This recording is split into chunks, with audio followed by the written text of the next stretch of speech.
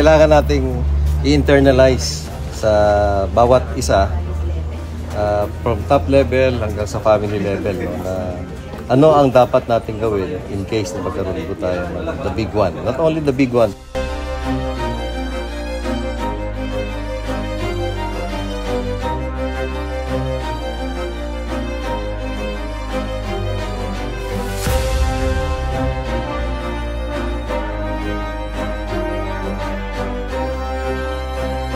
Duck, cover and hold. So at yung instant na magkaroon kaagad ng shaking, yun po ang unang gagawin nila, no? Mag-duck, humanap ng cover, and then hold. Pag nag-stop na yung is to evacuate the area and then go to a safer place. Yun po yung ating ginagawa palagi para maging part na ito ng system, no, ng tao.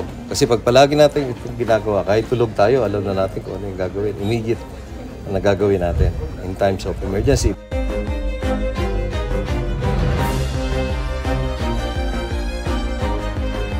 Is the kind of preparation that we need. Kaya talagang continuous yung coordination natin with OCD, with our partner agencies.